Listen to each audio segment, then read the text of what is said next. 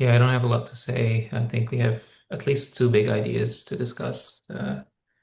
And I mean, just from reading the notes that Jeff wrote on the research meeting channel, one of them is around shared learning and how the learning could be driven by a fixation point only during learning, but during inference we would have consensus-based voting in an attention window.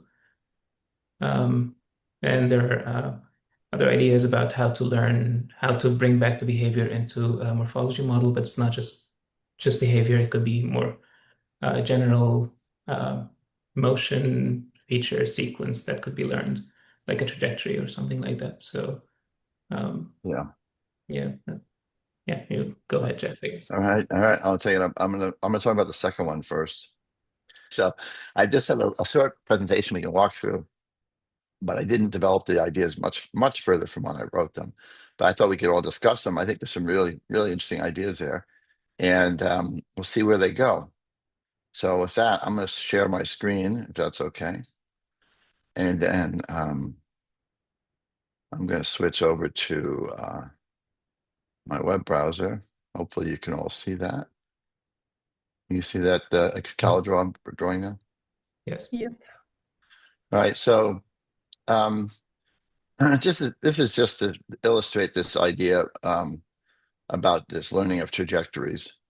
And I'm showing here two layers of cells, typically layer 4 and layer 3. Now, layer 4, we've been working with this one for a long time. So we have the idea that you've got a bunch of mini columns in there. You have several things which are helping you determine what, context for layer 4. Well, anyway, what happens is you basically get an orientation. So these mini columns have an orientation to them, like we think of it point normal, an orientation. And that's the orientation of the feature that's being observed, let's say on the retina. Um, and then, so the mini columns themselves represent that orientation, and then we pick individual cells to be active. I'm not showing them here. I show cells, but I don't show them being active. And that's a unique representation of that oriented feature. And we pair it with a location. And so you can say at that location, you have an oriented feature, and it's unique, very much like border ownership cells. We then added the idea of a child context. So a child can also provide context for what you can associate a child object with that same representation here. So this layer 4 thing is what we've been working with for years here. So hopefully that's all familiar. I put in here back that every layer of cells, you see a lot of interconnection. So that's this horizontal arrow here and that's part of the neuron paper we did. That always says that any layer of cells can learn sequences. So if there's a pattern in a layer of cells and another pattern and another pattern, and those patterns follow in order again and again, then that becomes context too. So a pattern in layer 4 could predict the next pattern in layer 4. Typically, that's not going to happen because typically the sensor is moving. If it was the vision, the sensor is moving via saccades, and so the order of activation here in layer 4 will not be a sequence. It'll be determined by the movement in the saccades. So, but in theory, if your eyes always move in the same direction on the same object, then this could learn a sequence. But we don't expect that to happen very much in layer 4. So that's review of that. Hopefully, that's all familiar to everybody. If not, if you have any questions about it, speak up. So then the next thing here is, there's these mini columns. They span all the layers actually. You find mini columns in layers 2, 3, 4, 5, and 6. The ones in the other layers, the layer 4 mini columns are unique in the sense that the orientation is a static. It best responds to a static orientation in the visual field. But most of the other columns, they respond to movement directions. If you look at cells in layer 3, you'll see cells that have the same orientation as in layer 4. In fact, they're literally lined up. But these are motion sensitive. So these cells respond when this edge is moving in this direction. These cells respond in layer 4 when they're not moving. So they're motions and they literally, it's the same orientation, I believe, that spans layer 4, layer 3, and layer 2. Our hypothesis is that this whole orientation comes about from input from the retina. We know that's true. And it's probably these double bouquet cells, which then span all these layers and enforce the same orientation on all these mini columns. So there's like one double bouquet cell per mini column, and so the double bouquet cells are like our spatial pooler, and they said, okay, you're going to be representing this orientation. Next guy, another orientation. Next guy, another orientation. And for whatever reason, some are motion sensitive. Most of them are. So in fact, layer 4 again is the only ones that's not motion sensitive. We've been ignoring this property for a long time, um, just because I we didn't know what to make of it. Yeah. yeah, this morning I just refreshed my memory about the layer two and layer three cells, and one of the papers I went back to, it said that layer two cells are actually not motion sensitive or directional sensitive, and that the directional sensitivity are mostly the cells in layer three, which I mean would match with what you're showing here, but Well, that would be just good. It'd be interesting to know because I just did a little AI search and said, oh, all of them are directly sensitive except for layer 4. So this is could be one of those areas where, you know, who knows? I think the whole idea of the mini columns in layer 2, they get a little bit less clear up there. Um, I don't know. I don't know. And you yeah, I see them. mean. Yeah, that was a paper that was specifically looking at the differences between layer two and layer three cells. And so then they were saying that before Mm, often directional selectivity in layer two, three wasn't found that clearly because they would lump together layer two and layer three. But if you actually look uh-huh. at them separately, you find pretty clear directional selectivity in layer three, but not Interesting. really in layer two. But yeah, Yeah. it's just one paper, so Well, that's maybe interesting. there's been other research. Well, I When think you say why. direction, so does that mean it was moving stimuli Yeah. or orientation? Okay, okay, nice. Yeah, I think they all have orientation. Uh, my understanding is everything has orientation. And at least, like in the upper layers, the 4, 3, and 2, I'm under the impression that all the orientation spans across those layers to the extent there is orientation. It would be, the same. I mean, they're lined up, right? Um, it's not like 3 has, these little, it's like the mini column spans all these layers. Remember, a mini column is something that happens during development. It's the way the brain grows. So you have a progenitor cell, and it starts shooting up child cells that travel up in this vertical column, and they form a mini column. So they all come from the same cell, and then they're all doing this sort of plate of cells that are growing these things. So it's a structural. It's part of how the brain grows, and it's always been debated if they're performing a function, but we know they're performing a function. So anyway, so it's interesting. I think you'll see I have a list of questions. There's quite a lot of questions. So we could add that question to it. Like, what's going on in these other layers? Why do they all have this? And then we also have the issue of pooling layers, where are they happening? So we'll come back to that moment. Right. So let's be careful. I guess Vivian's comment is we have to make careful about making any grand assumptions here.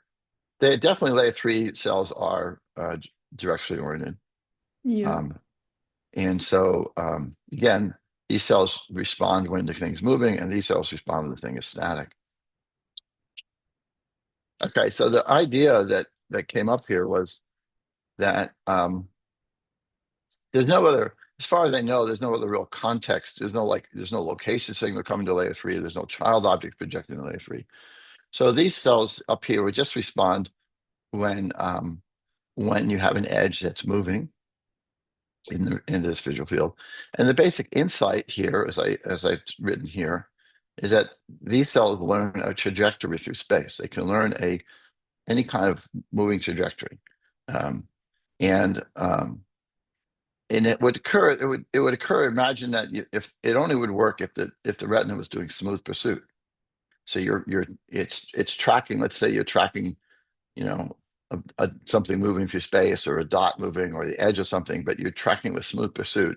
So now your retina is moving through space in some trajectory, and as it moves through space, um, uh, these different mini columns light up, and you could form pick individual cells in the mini columns, and you would learn a sequence. You'd learn the sequence through space, and at every point in the sequence would be you're moving in some direction. And so, it'd be basically just following the movement of something moving through space. And if it repeats, then this layer of cells will learn that trajectory.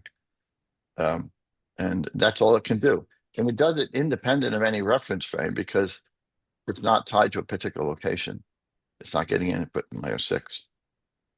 Yeah, It's when just you a, say it has to learn with smooth pursuit, could you imagine also learning if the eye is fixated and something moves I don't think in the so field? because the input to this column has to change. The input to this column has to follow the thing that's moving. But wouldn't it be more about the movement has to be happening within the receptive field of that column, and most of the time that is only guaranteed if you actually follow the movement. But for example, if you have a wheel that's spinning and the wheel is covered by the receptive field, couldn't that be Well, learned? but wouldn't that be just one isn't that just one pattern here? Or what would be going on in layer 3 then?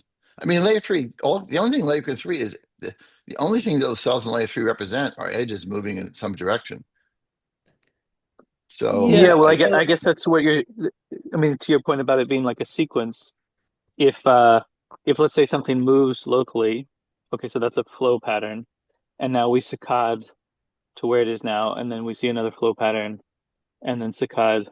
Wouldn't that be kind as of soon as a as soon learnable? as you saccade, the whole thing breaks because there's no location information. So um, it's like Yeah, you have to stay on the object, but you I have to guess stay as on the long as move. you're fixating on the object, You have to stay on the moving part, don't you? I don't. I'm missing how could it work otherwise. I got okay. yeah, it Yeah, was I guess I'm more just like thinking.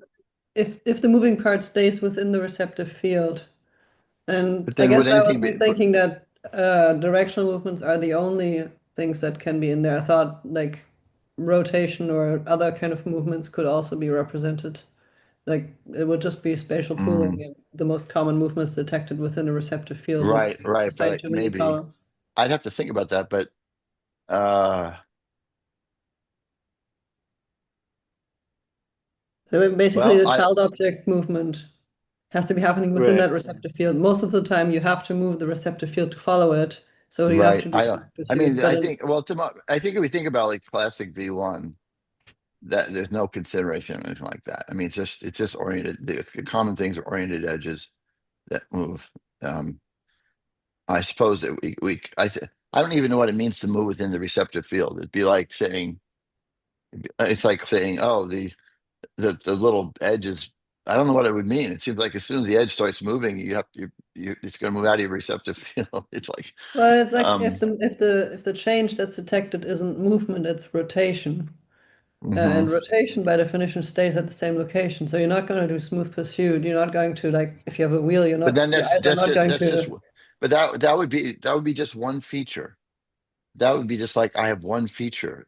That'd be like saying that's all it is. I have one feature. It's just the rotation feature. So nothing would Yeah, I change guess in that layer of cells. I was thinking of an example like someone dancing, assuming the stimulus is like small enough. Obviously, if they're like right up next to you, you're going to be moving your eyes all over the place and stuff. But you'd see kind of some characteristic flow as they, I don't know, bring their hands together, and then some other one as they bring their hands apart, and there's like a Okay, so sequence of that. right. I think there's a lot of questions here about larger objects and like multi-parts moving and so on. At this point, I'm just looking at a single column in V1, and this single column is observing a small patch, and it's not observing a lot. And if obviously layer 4 can handle jumping around, no problem. That's what it's all about, right? But if given what layer 3 has is its inputs, it can't if any changes occur in layer 3 because the eyes moved because it like saccaded, layer 3 has no idea of that, and it's going to get totally messed up. Yeah, There will be not no during the repeated saccade. pattern. I agree, not during the saccade, but like Uh-huh. if we're doing smooth pursuit, then there's a risk that almost by definition there is no movement happening in L3, even if the object is moving. Why why is that? I mean, Because imagine like if I don't know if if a stapler arm's moving up and down and we're watching it, at least in the center of the smooth receptive field pursuit. where yeah. Imagine, this might help you out. I wrote about this news. I imagined, someone writing with a pen, and you're watching like a teacher, and you're watching the tip of the pen, and you're watching that, them drawing the different letters. That's the kind of pattern I'm thinking about here. And so Yeah, it's not just like, oh, a bird flies from left to right. It's like you signing your name, or you're drawing things, or yeah, some like Rami's exploding logo. The parts of that are moving around in crazy, crazy patterns. And this layer will learn a straight trajectory line, but that's not what it's about. It's more about um, it- I started thinking about this because we were trying to figure how child objects move during behaviors. We had to have a way of representing how child objects moves behaviors. So this would do that, whether it's an arc or whether it's a spinning thing or something. I don't know, just whatever it is, the child object has a movement, and this could capture that movement. But when I just started thinking about how it would work, I started thinking about it's like a dot moving through space, or a pen tip, that kind of thing.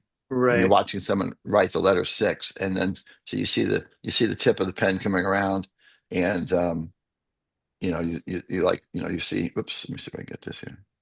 Why is it not working? I'm trying to do my laser pointer here. There we go. You see this thing go around like this, and you're watching that part, right?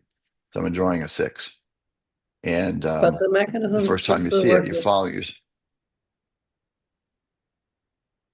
would work with I what? mean, the mechanism should still be general enough to work with larger child objects too, right? Not just the point of the tip, Right, like, but also the top of the stapler, for example. You just need a right, large right, enough right, receptive field to right. fit the whole So what? child object. So here's where I stopped. I realized that there's a fundamental mechanism here, and so I just was focusing on the fundamental mechanism, and I haven't figured out how to apply it to anything yet.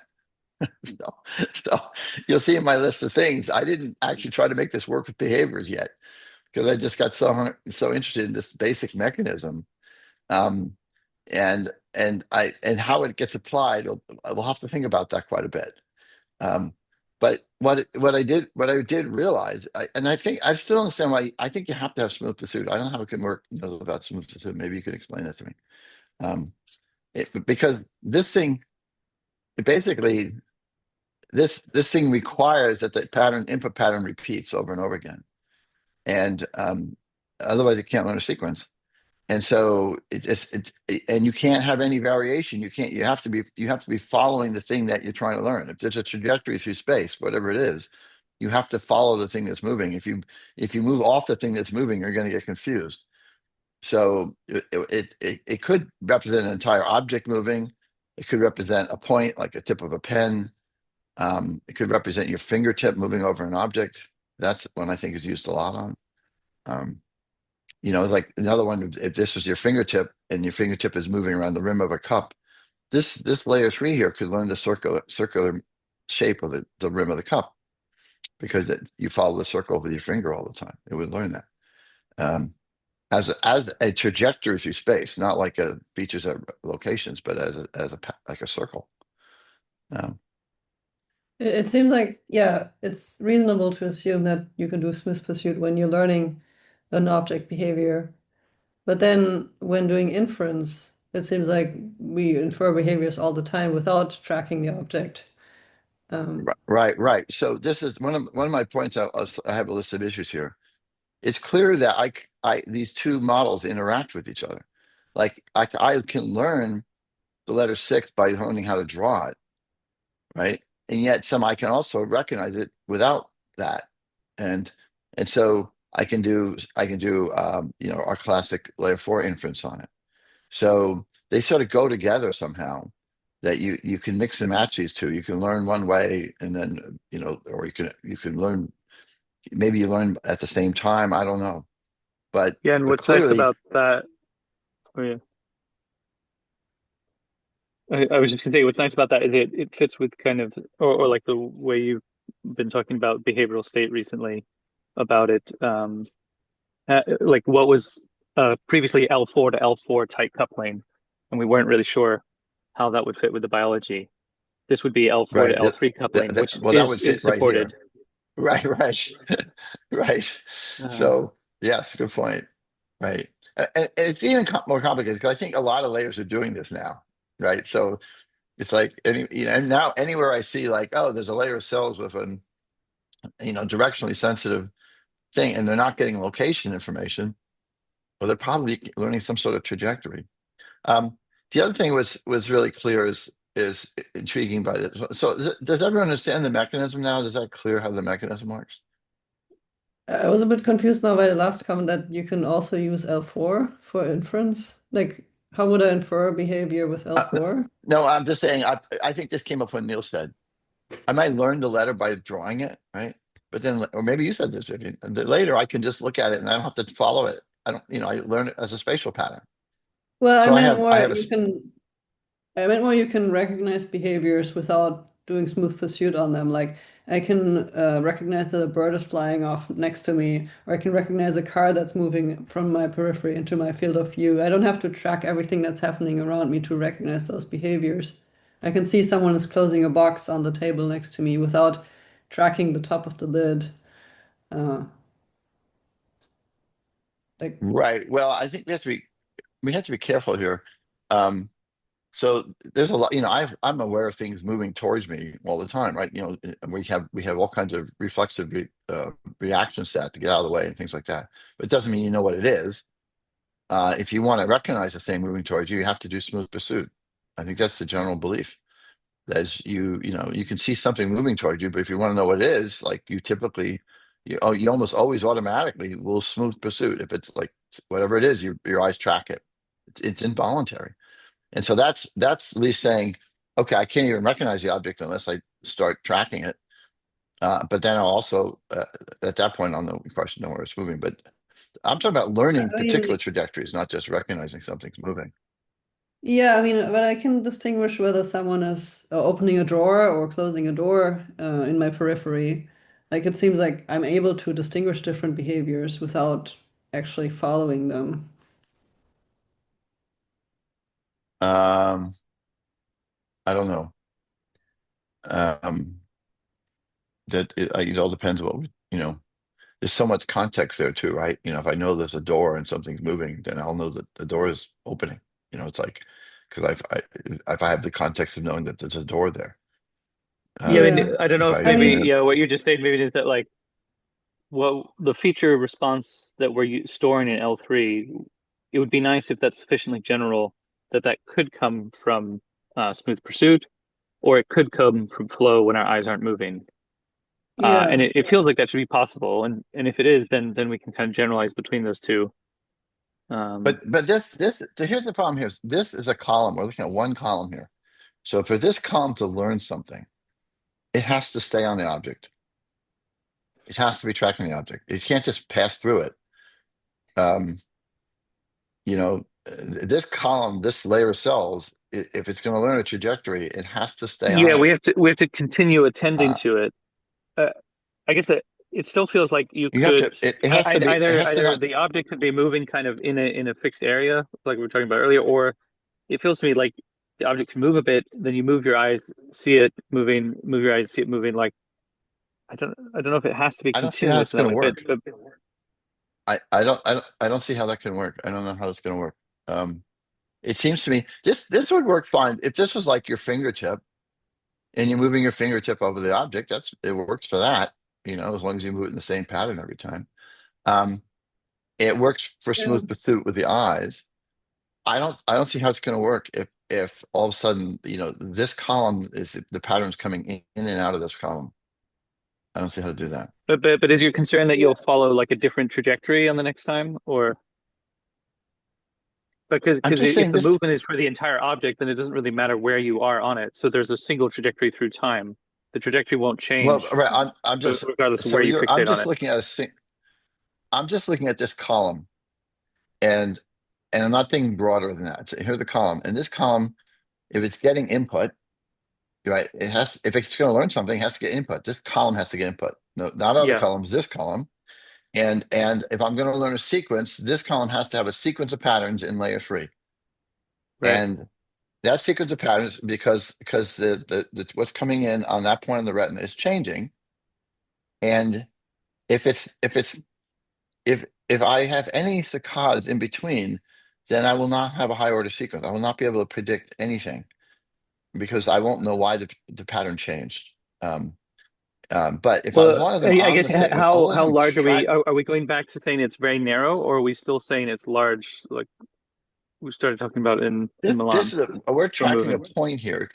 This point could be large through space. I could learn a large trajectory, right? I could be moving this could be my tip of my finger. I could moving it over a large object, and so it would work.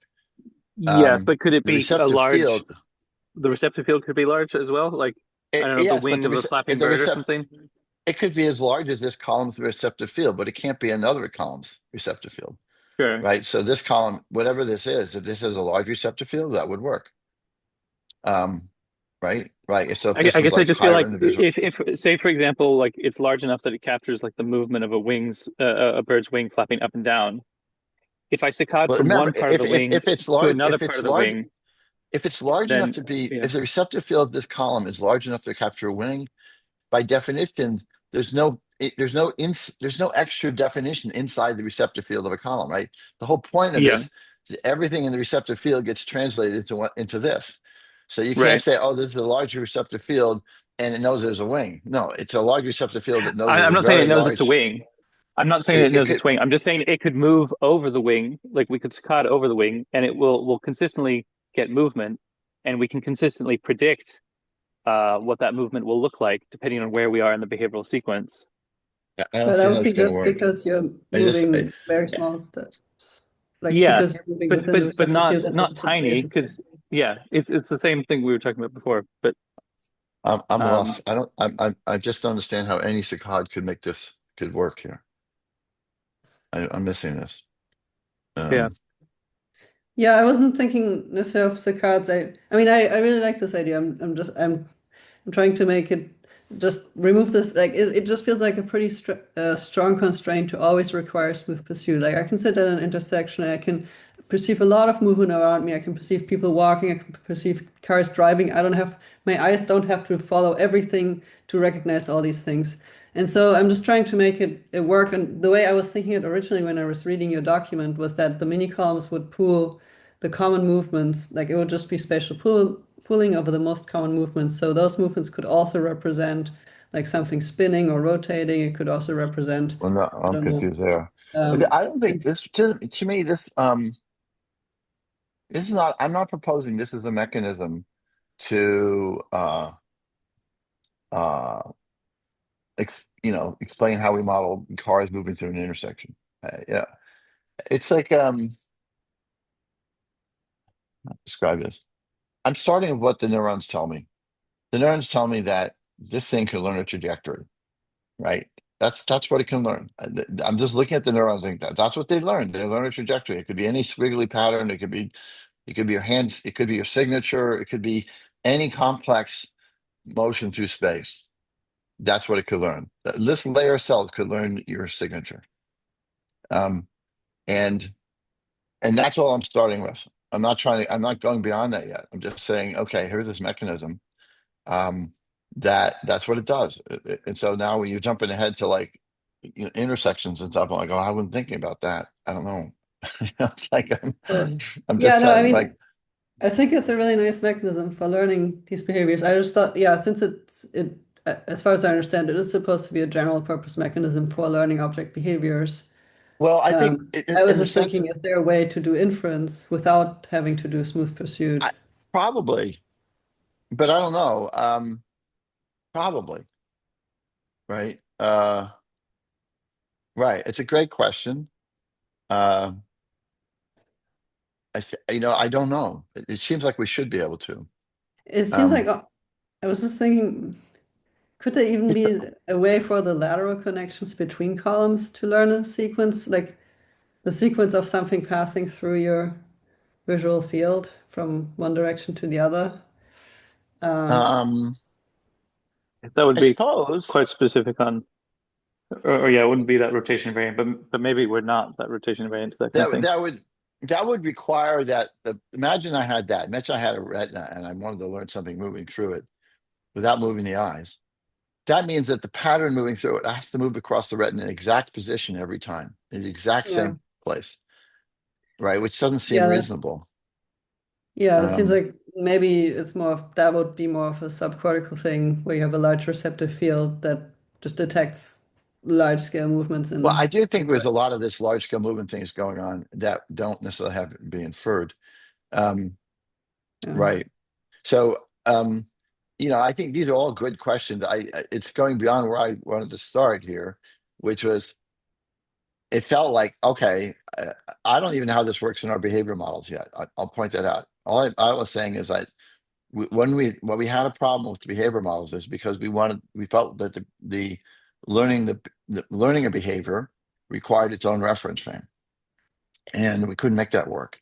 So I'm not learning a behavior here yet, but I'm learning a trajectory through space, and I can do that without a reference frame. So this is not a behavioral model yet. I don't know how to make this. We're not there yet. This is like I have this thing. Whoops.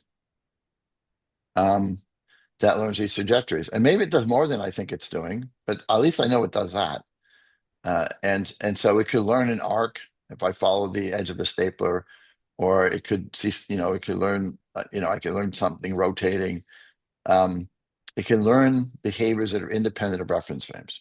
I mean, it can learn motions that re- repetitive motions that are independent of reference frames. That's what it can learn. And right at the moment, it has to learn it initially. It has to track it.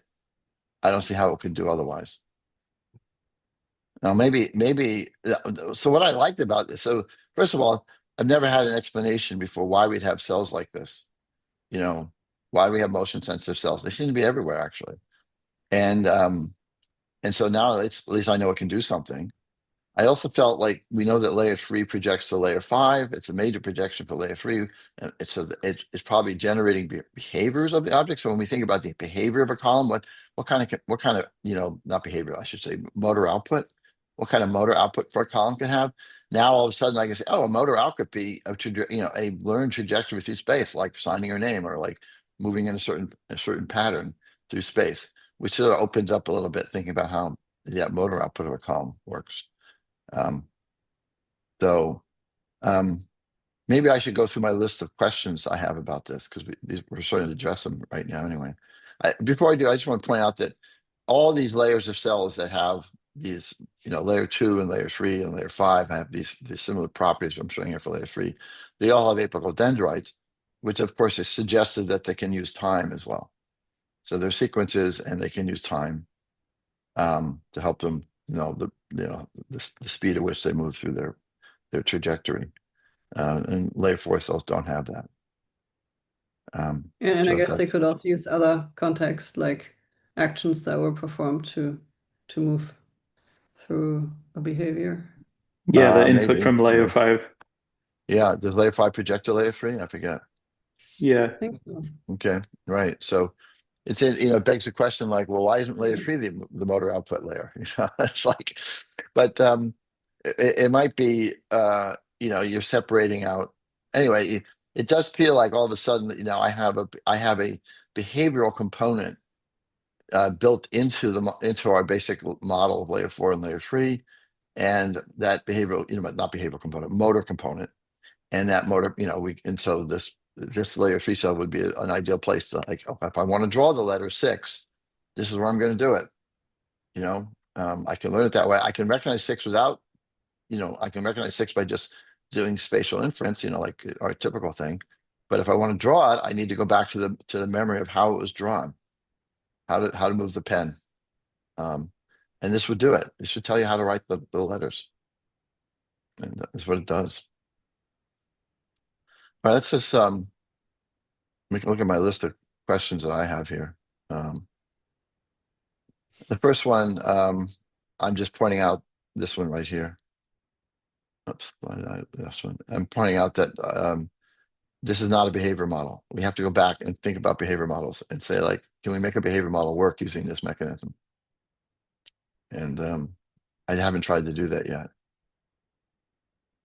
This one is we just talked about layer 3 projects to layer 5, and I guess layer 5 projects back to layer 3. I'd forgotten that. Suggesting that motor outputs are also trajectories and that models learned learned in layer 3 drive motor behavior. So that's what we're just talking about. Like you want to write, you want to draw things, you want to at least that's with the somatosensory. I don't know what that means. I don't know if this happens in V1. I'm not sure if there's any kind of. I don't think so. It's hard to imagine what a visual column would be generating, trajectory motors. But I can learn patterns by tracking things, like tracking the pen and watching someone draw something. But Yeah. I think this mechanism I'm talking about, it seems to be might play a much larger role in somatosensory and touch than it does in vision. Um, but that's a speculation. It could be at least enforcing this smooth pursuit behavior because we're detecting local motion features. And if we know where the motion is directed, we can enforce smooth pursuit to follow this feature around. I didn't follow it. Isn't smooth pursuit like an automatic thing? Yeah, maybe. It could be Yeah, something. I But think it is. I think it's like it's something that the periculus does or something. I don't know if you can. I don't know if the cortex could even control it.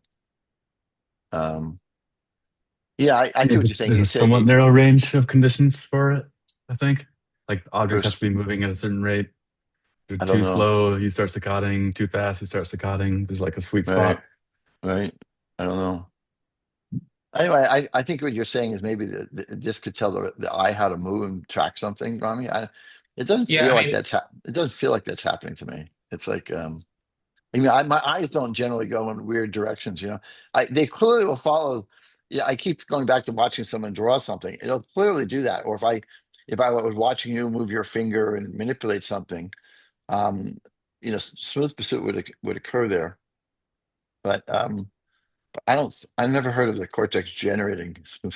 I don't know if it could. I don't think it does. But well, so it doesn't have to be model based. I mean, the features in layer three, we're saying these are features, yeah, things in I don't view. think. My understanding is of smooth pursuit. It's actually nothing to do with the cortex. My understanding it's all subcortical. You can't force yourself to do it. You cannot make your eyes move in smooth pursuit. It's just not possible. That's what I'm told. Anyway, I have a question. yeah, I'm just thinking about auditory cortex in this kind of situation where, yeah, I mean, if yeah. um, I don't really know how cortical columns will be organized. Are they tonotopic? So that essentially, you've got that Yeah. column is only hitting, when you've got one frequency range kind of going. And I'm not really sure how to think about what a Scott, trajectory means in that I, context. both Phoebe and I asked the question, like, could this help these two models? Could this relate to like layer 3 is more like your pitch invariant melody, and layer 4 is a specific one. I Mm. think I mentioned this once before. I bought a book that's all about the entire book is about auditory cortex and how it's organized. And it was so damn complicated. I just couldn't. It was like so many things going on at once, and it was like the language, and it was so complex. I couldn't even walk away with a rough assessment. I was like, I gave up. So Mm. that doesn't help. Yeah. but but it's like I was so disappointed. I was like, okay, I'm really finally gonna get to figure out what's going on in auditory cortex. I was like, oh crap, this is so complicated. I gave up on it. So I don't know. I don't know what's going on there. Okay. The mappings are not straightforward. I'll put it that way. The mappings in auditory cortex are not like anything you and I ever thought of. Mm. So that's at least I can say it's anything I've ever thought of. Okay. Yeah. So I'm leaving that out of the picture for now. Um, this one here, trajectory in layer 3 can later be inferred spatially. We were talking about this. It's like I learn a lot of things. Like I can learn things like how to write letters using this smooth pursuit thing, and I still have that memory. But then most of the time I don't infer it like that, right? Most of the time I infer it just by looking at it. And it's our standard thing. So all this is saying here, I don't know how these two, if I look at layer 3 and layer 4, how do they train each other? How do they work together? Is it, I don't know. It seems like you seem to have a combination of these things. I don't forget how to write the letter 6, but I don't recognize letter 6 by tracing it. You know, that's not what I do. Although, remember, what was the name of that was the omniglot? Was that what it was called? That character thing had? And I remember when you showed me those, I was thinking like, oh, when I look at this, the way I try to remember it is I imagine tracing those lines. Remember that? I visually I was trying to remember to recognize these things. I didn't do that. So I said, oh well, because they were kind of all mix and match. I said the way I would try to recognize this, I would trace individual lines as if I was writing them, and that helped me learn the letters. So there's some sort of interaction that goes on and things like this. You know, it's like it would be easier to learn those characters if you watch someone draw them as opposed to just showing you spatial patterns. That was my conclusion from that. So, but see, but then I don't have to do that once I know them, right? I don't have to trace them anymore. So who knows? I don't know. The next question here, is there pooling for these trajectory models? Like, do we try to, I mean, you can theory could pool them and you could come up with a name for this trajectory. But it's not clear that's happening. It's not clear there's any voting going on. Would there be voting going on in these things? You know, I don't know. In these trajectory layers, it's not obviously right up front how that would Yeah, help. I was thinking about it a bit more, and it seems like since there's no reference frame, there isn't really a need to have a pooled behavior ID. So it would be enough to just represent the current state in the sequence, because that's already unique to the behavior itself. And then we could still vote on with those. You could still vote on the state in a sequence, and that could still help do inference, I guess. But I don't know Well, even if it would help because the other patches wouldn't be on that behavior since the behavior is contained within the receptive field. yeah, But you could have overlapping columns, I think. Yeah, I guess. Because yeah, Yeah, I it's feel like overlapping maybe. I feel like yeah, one of the nice things about this is like we've often had this awkwardness of when we had reference frames for behavior models that you kind of had like the movement within the reference frame that was local. So, you know, like the little bit of the stapler arm that was moving or whatever. And then right, you had right. the idea of like the object state of like the arm moving or whatever. And there was these kind of two levels of of kind of behavioral change. Whereas here it feels it's condensing it into one, where we just Mm, have this kind of single, more global movement that's just one representation. So that's much simpler. That can be voted on. That can be bimodally kind of connected to L4 to kind of tell us where we are in a state sequence based on features and what features to expect. But voting would really be a very local thing, like only if the receptive fields are overlapping quite a bit, and even if they're right, overlapping, the right, ones that are on the edges won't see the whole object, so I'm right, not sure how right, well they could infer the object's movement. right. But I think there would be a lot more overlap, assuming they're larger receptive fields compared Yeah, to the receptive fields we have right now. yeah. I don't know. I think to me it was like I tried to work on this when I was in the hospital, but I couldn't do it.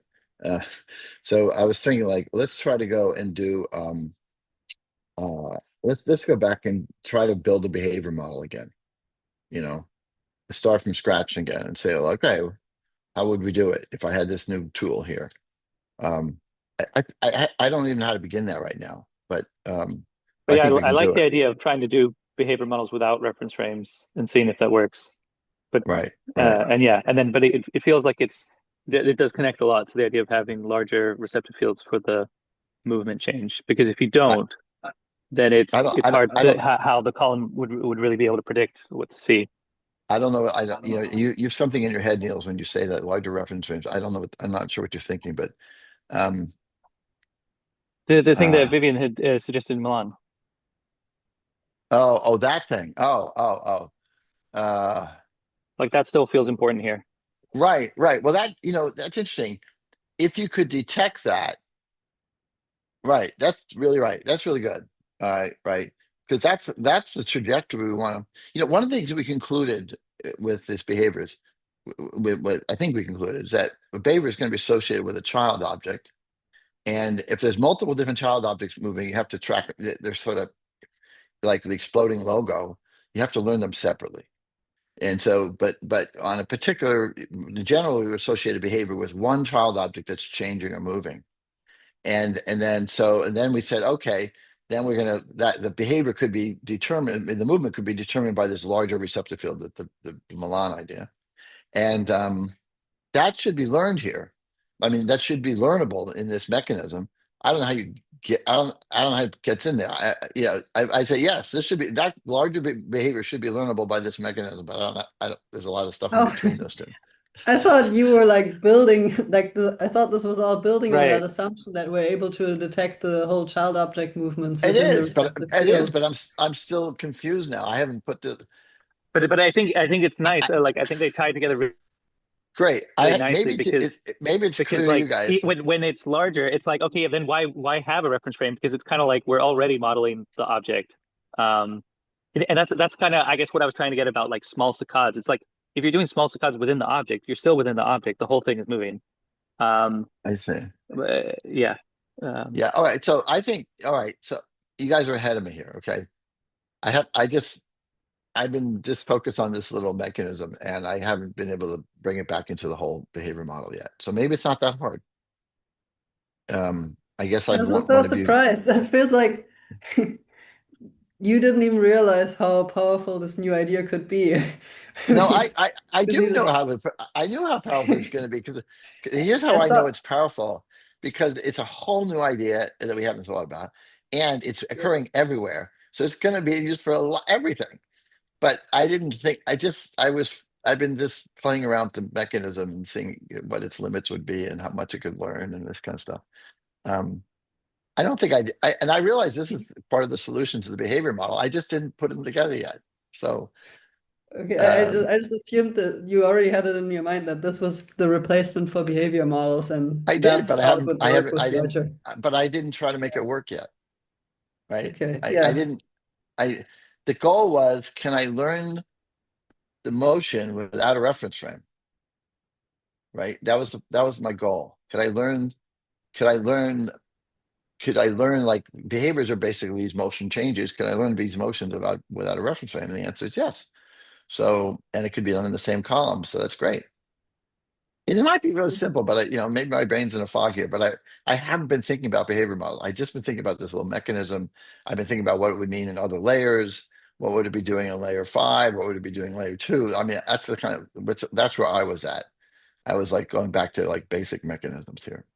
Um, So maybe it's easy to do the behavior. Maybe one of you guys can just walk me through it, do the whole thing.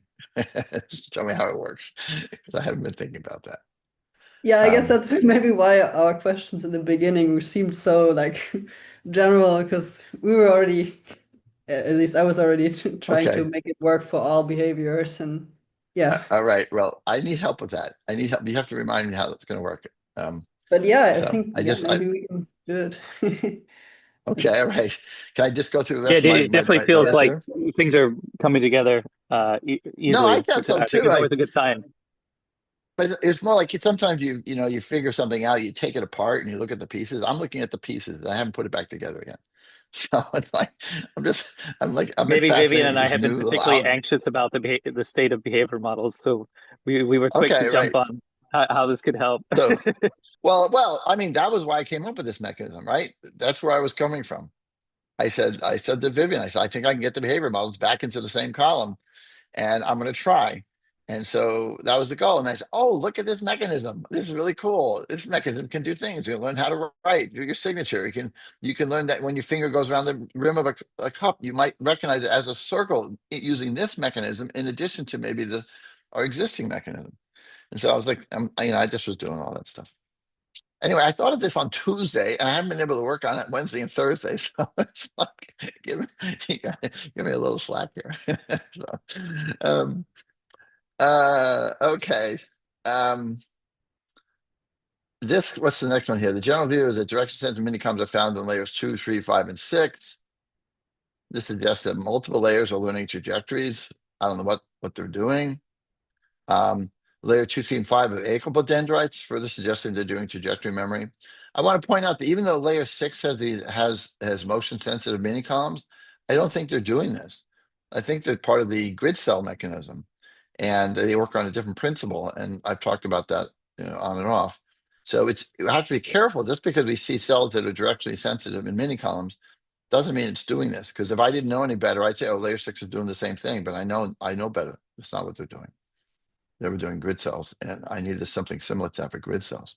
So we have to be careful, So I'm saying though, but maybe we can now ask, why do I have layer 2 and layer 5? And 2 layers of 5. Are they all doing this? It's another tool to look at the different layers to sort of figure out what they might be doing. And then this is a question, if these mini comps do span layer 2 and 3, where are our pooling neurons? We have pooling neurons. We assume that we pool in that we send this as a child object. We assume that those are stable representations of what we infer in the learning module and or in the cortical column. But if these mini columns are throughout these other layers, where's our pooling layer? It could be that some of these neurons, maybe that there's neurons in these layers in addition to the mini columns that are doing the pooling, or maybe there's some mechanism we don't understand. Yeah, it feels like, again, this is like a nice property of this. Like I was kind of saying how before, like this sort of collapses the splitting of changes that we had to like really local changes versus object state or behavior state. Here, behavior state is kind of equivalent to what is being measured here. And so it kind of makes sense that we'd want to communicate, like we already talked about how we'd want to communicate behavior state through voting, but also up the hierarchy. Right, but I'm even So it talking kind of makes about. sense it would I'm have to be in the layer where we also pool over object ID. I'm saying I don't even know where that object ID layer is. I'm just bringing up a point here. We've Well, always I think said, like you say, like co-located. I guess my point is like it doesn't feel weird that the layer that's getting input is also kind of directly projecting up, because in this case, the input is something about the entire object. It's how the object is moving. It's not just what is this local feature at right. one spot. So it in some But sense what? it's already pooled over the object. But maybe. But this doesn't explain. Like we need to pool over layer 4 activations, right? I mean, that's our Yeah, so standard that would mechanism. be like, yeah, like a different set Where of is that? cells. Where is that? Well, I guess I mingled point in. out.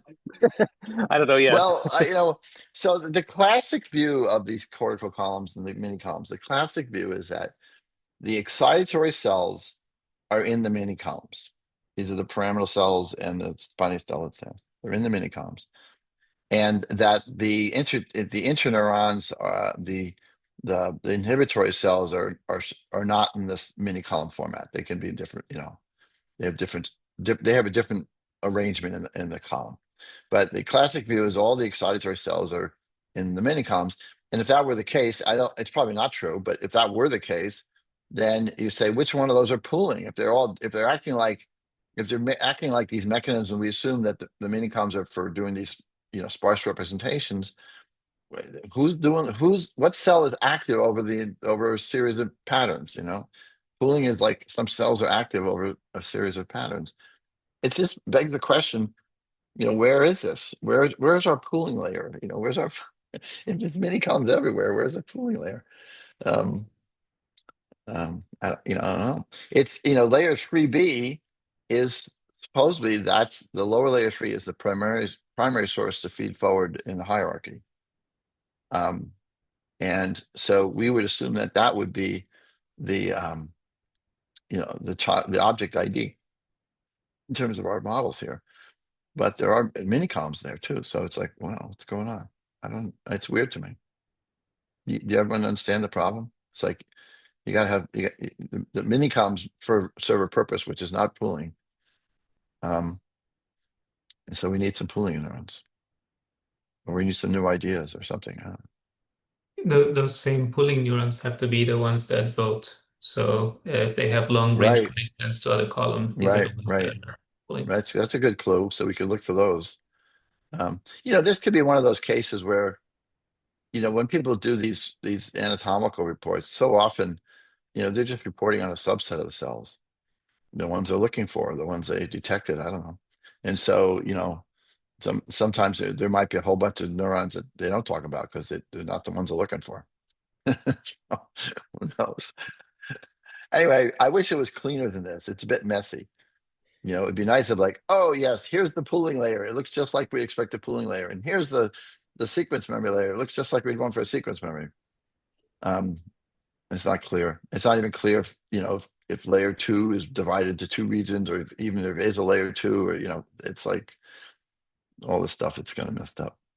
So that's all I had on this topic. I just basically was, I wish I was more prepared, but basically I just want to introduce the mechanism and say that I think it's a really important mechanism. We're going to use it. It's going to be needed in various sorts of behaviors. I mean, motor outputs. It's going to be used for learning certain things. It's going to be used for behavior of objects. So that's all good, although I don't yet know how it's going to do all that. Nice. Yeah, I I think guess, it's a yeah, really interesting idea. Maybe one of you guys could yeah. present the behavior model now, right? Next time. Yeah, I was almost thinking about making some animations about how this could work with Smooth Pursuit and without it, but then thought we should I should understand what you're proposing fully first, and then I'm we just can talk proposing about this the concrete mechanism. examples. It's just a mechanism, and Yeah. it's kind of I mean, cool I that it think can it's learn. go ahead. It's just a mechanism for learning trajectories and playing them back. Um, and they could be they could be any path through space. So that's kind of So, cool. yeah, I guess one thing I mentioned on Slack is, do you think we can make this rotation invariant as well? It's like, so I know we wouldn't have reference frames for the trajectories, but it seems like there wouldn't be anything speaking against having an orientation representation in layer 6b that would rotate the I input assume to layer 3. I just right 2 minutes before we started this meeting, I responded to your post. Um, Oh, okay. but I just said we'll talk about it. um, Okay. my assumption that the same mechanism we use for compensating for orientation works here just the same. So I was confused by Yeah. why you Okay. asked that question. I mean, Well, what did I guess what I just want to clarify because you said, okay, well, layer 3 wouldn't have connections to layer 6, but then we're saying layer 6 represents the object orientation as well, not just the reference frame. And but yeah, think about how we compensate for orientation. In this picture here. Um, we're it there's this inputs, and I said from the retina, but of course it's coming from the thalamus. I mean, and so um, the idea is that already at this point these cells have already been rotated by the thalamus, and so the spatial pulley here is already compensated for layer 4, right? So layer 4's representations are already been taken care of by the thalamus. Um, and so if layer 4 has been taken care of, layer 3 has been taken care of. They're the same orientations. not necessarily, right? I mean, the behavior could have a different orientation than the child That's not what we object. see. This is okay. This is just the mechanism. I'm not talking about childs or anything like that. This mechanism that I'm talking about here, as far as I know, there is the layer 3 orientations and layer 4 orientations are the same. I mean, that's what the data says. That they're the same, and they're generated at the same time. One's just movement triggered, and one's not movement triggered. That could be wrong, but that's the way it's always been described. That these share the same orientation. So if I change the orientation if I compensate for layer 4, I'm compensating for layer 3. They would go together. They're I tied mean, for together. example, if we're thinking of this as child orientation, like the orientation of the logo, Yeah. and the other one is movement. I mean, the logo's orientation doesn't have to change just because the logo is moving up and down and left and right on a surface. So there would be movement coming in, and the movement can go in different directions at different points in the sequence. But the orientation of the child object that goes into layer 4 should stay the same. Um, I I thought you mean, were just maybe asking. I thought you were just asking is the layer 3 going to be is it going to be orientation invariant just like the layer 4, yeah. right? And so you're losing me because I'm saying yes, they would. They're tied together. If one's compensated, the other one's compensated. Um, Y- so Yeah, Well, but it, they it wouldn't. feels to me like it depends a little bit how motion is actually detected in the thalamus Oh, and retina. I'm not even talking about red. I'm just saying Because um like depending on how instantaneous it is, like instantaneous. if it's sort of like a pointwise movement, then I can see how it can be corrected at the same time. Um, Well, it is. Well, okay, so but all if these it's like, inputs are which I think it is, but if it was movement over like they're a right. They're point center surround, right? space, right? The inputs coming in here are center surround inputs.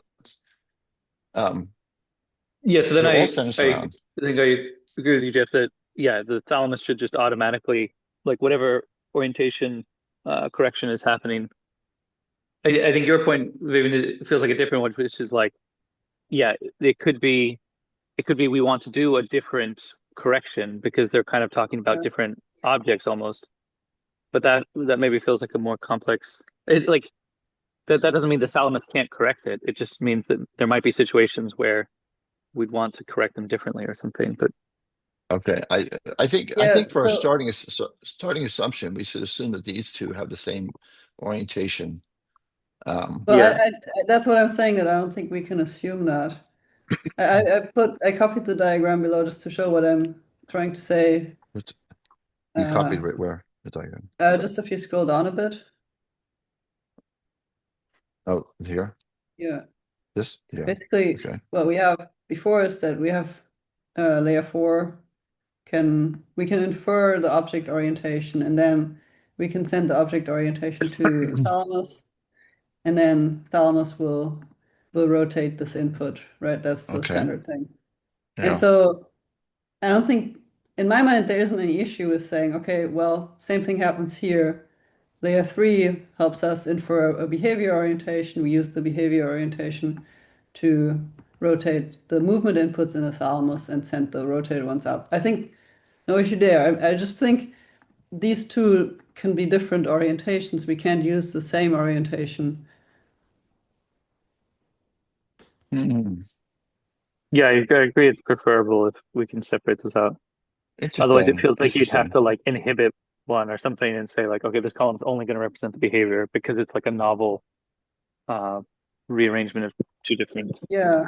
objects. I mean, You know, in general, they will rotate together if it's a familiar object, but we Well, I can, mean, like you that's I, say, the we can example. encounter them. That's the example I was trying to give with the logo that, okay, let's say we have a logo and that's the child ID and orientation that's coming into layer 4.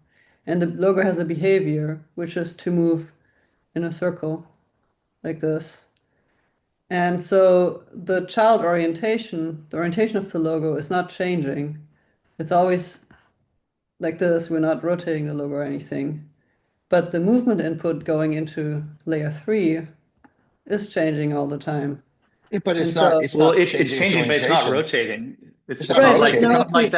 if not like we, that's a familiar behavior that's been rotated. You can't yeah, rotate a but circular pattern. okay, well, circle's a bad example. Let's say it's like a U shape. That's the behavior of the logo. Right, right. But now, And okay, so but now I could rotate that behavior and I could recognize it like this by rotating. I don't think you would do that. I would say that's a different behavior. It's like I don't think you can. I'm not clear to me that a trajectory that has no reference frame even makes sense to say it's rotated. I mean, I think an arc over the top is not the same as an arc going underneath. Those are two So then separate. we would say that the behaviors aren't rotation invariant, because like if this is And the same behavior as this, then I was saying when I was saying it's a rotation invariant, I meant like, oh, you tilt your head, it's still going to work.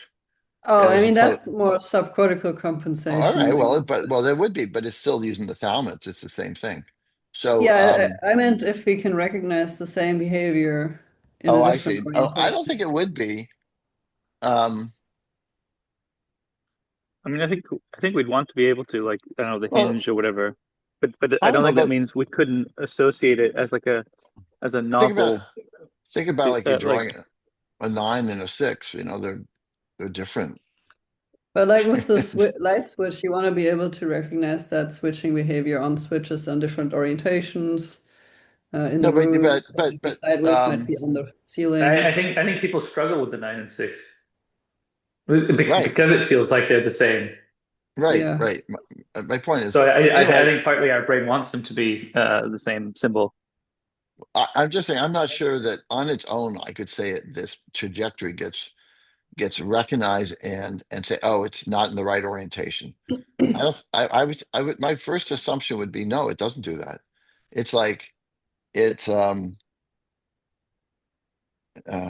I mean, if I have to compensate for my head tilting, that kind of thing. But if I just see, I don't know. I don't think that the actual. You have to be careful. Like I could say, oh, I'd recognize my signature if it was put on a 90-degree angle, but that's not the same thing. That's the spatial pattern at that point. We're just talking about the actual path of motion, and I don't think it's not clear to me. It I has to mean, be oriented. It has to. On its own, it's not clear to me that we would say, oh, that arc has been rotated. It's really. I would say the blue and the orange thing are separate trajectories. yeah, I mean, I agree. If the head is tilting, it would be the same orientation transfer applied to both, and we need to be able to do that. But yeah, what I was trying to aim at is, are we able to recognize the same I don't behavior think. in different I don't think. I orientations? don't think. Well, it's called. Are we able to represent that same arc of trajectory? I would say they're separate things. I don't think I would say. Oh, I don't think we should come in and saying, oh, that orange and the blue thing are the same. I say no. They're two different trajectories of space. And I'm not gonna. I don't think I would. I wouldn't expect to be able to see those as the same. So that if you're watching someone write, but you're watching from opposite the table, so you see it upside down, wouldn't you still be able to see what the person is writing? Uh, I think it'd be very hard to write it yourself. Like if I saw someone writing a six upside down, and now I'm supposed to write the six right side Or up, I think it you would be pretty hard. or you're watching a cartoon and the walking cartoon person is now walking up the wall and then walking on the ceiling. You have no trouble recognizing the walk there. Okay, well that's a more. Let's not that. Now you're jumping up several levels of extraction there. Let's I stick mean, to I'm like just the. trying to think of examples where we have behaviors in different But Well, all orientations. again, right. that feels like that's not just the behavior that's changing orientation. Like it's changing behavior with a person or whatever. Like Yeah. Anyway, I guess I'm just thinking layer in three this is not. situation, like let's say the hinge behavior, because I agree with you, like that can be in any arbitrary orientation. It just feels like if the hinge behavior is somehow devoid of objects it's normally associated with, or in some novel rotation, maybe that column could just like suppress, like it wouldn't even be thinking about reference frames. It would just be focused on the behavior. And so it This still only needs to represent one orientation. this is where I think we have to go back and we have to build out a behavior model again because it's. I mean, I'm thinking here. I'm just thinking like, okay, this layer three, it learns an arc, it learns these different trajectories of space. I don't think those are going to be recognized if it's orientations. I'm not saying anything about the behavior of an object. I'm just saying that layer of cells. I don't think would say that drawing it one from that the orange and the blue thing are not the same. They're different things. That's all I'm claiming. And but that if we want to put it into as like behavior of an object, you have to show me the whole model there. Anyway, I don't think it needs to like we have to infer the orientation of a mug, right? That's what's going on with the between layer four and layer five and so on. Um, but I don't think we have to infer the orientation of this behavior. It doesn't feel like that to me. I'm not sure why. I have to Yeah, I compensate mean, for I think, changes in the. yeah, it could be, yeah, now thinking about it, I can't think of a great example where it's very intuitive that there are different orientations. Like, I guess if we had this logo and it was actually rotated, like the child object was actually rotated, and then moving on the blue trajectory, then we But could yeah, use the but now same maybe orientation, and then it would be, right, and then right. So now, it would be easier for us to recognize that. And same, I guess that's right, what you meant also right. with the walking stick figure that walks up and down. There, the object ID orientation is also changing with the behavior.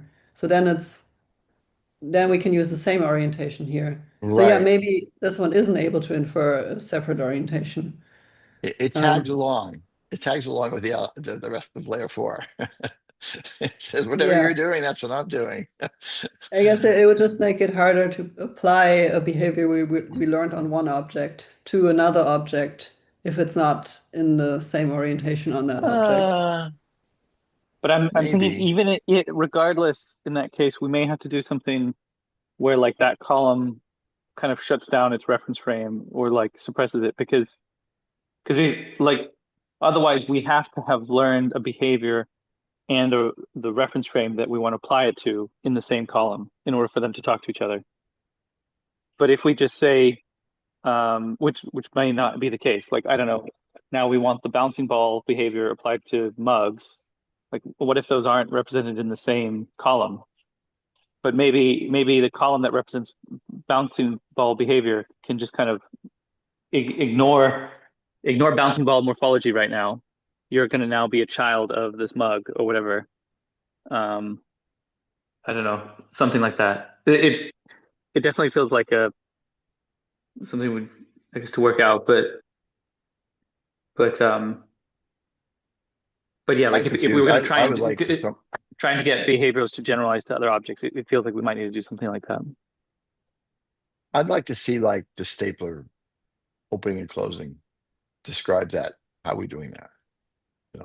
I'm lost on that now. You mean Because with this before we had, new mechanism? yeah, right.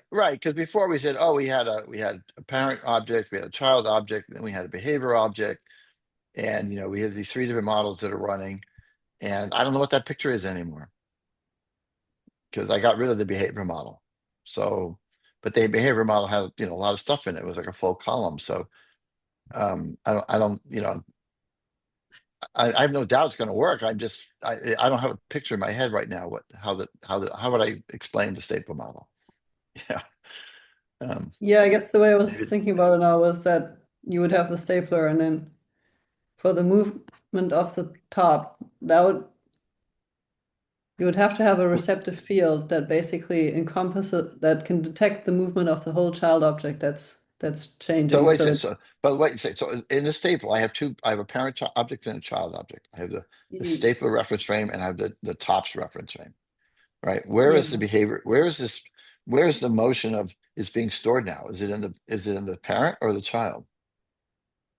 Um, I mean, these are basic questions. I'm like really confused about what the model looks like now. Yeah, it feels like so it's both a feature in the parent, but it's also describing the state of the entire object. So L3 is so it's in the stapler model, but it also is telling us kind of what state the stapler's in. I'm still lost, Niels. Imagine I have two columns now, or two regions, but two columns. Let's say one is inferring the stapler hole, and the other is the stapler top. They both have layer 4. They both have layer 3. Right? Who's who's story? Where's the behavior of the staple top? so I'm confused by this. It's like really basic picture in my head. if you scroll a bit to the right, Oh uh, shoot! That happens all the time. Okay. the way I was thinking about it was that the kind of rotating up behavior sequence of the stapler top would be stored in the column that gets stapler top as feature input to layer 4, As a and child input. yeah, as So a that's the child this. object. So this is the parent object you're saying. So this would Yeah, be so it would this is be the reference frame of the stapler, right. and it So would. it would be reference frame of stapler, but at any point in time, it can recognize. At one point in time, it can recognize the stapler top because that's within its receptive field, and it can recognize the movement of the whole stapler top rotating up, which has to be within the receptive field too. But there's got to be a column that's representing the stapler top. So this guy here on the right. Um, Yeah, so that would be, I guess this would be region 2, and then there might be, so uh, I'm storing. You're saying I'm storing the motion here of the stapler top, but this guy doesn't know about the stapler top. This guy, the stapler top is just a child object. It's projecting to layer 4, so it doesn't know about the stapler top. It seems like the rotation would have to be associated with the stapler top, not the stapler itself. Well, I Um, mean, can't we also get direct sensory input from this large yeah. receptive field? And so that would be kind of like a model-free detection of the stapler top moving. I guess I'm saying So Right. somehow I have to associate the motion with the stapler top. Who's doing that? It would just be natural because the receptive field that's here would detect the motion within it. And so we have the standard kind of hierarchical setup where we have a smaller receptive field lower in the hierarchy, gets edges as input, and then detects Yeah, stapler static top, edges. This is like voting to static edge. detect stapler top. Uh, and then it would send stapler top up to the next to region 2. But region 2 also gets input from a larger receptive field, direct sensory input. And that one can recognize the whole child object's movement.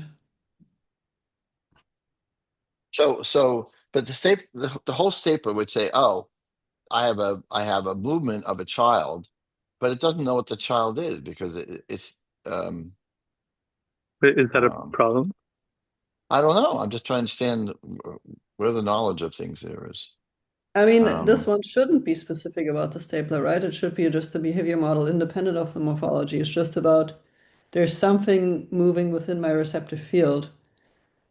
hmm. And one thing, I guess, one other detail I was thinking about earlier was it would have to kind of inhibit the movement input from this receptive field. Like this R1 shouldn't actually get any feature changes as input because its receptive field doesn't encompass the whole object, the whole child Right, object. right, right. Otherwise, it will learn the kind of flow pattern of that specific location. So this one should actually not be getting change input, but this one knows, okay, the movement ends here, kind of the end stop thing, and so I'm encompassing the whole movement. So this child object within my receptive field is moving, and I'm learning the sequence of it. One of the things I'm confused by this. I'll be admit I'm confused by it.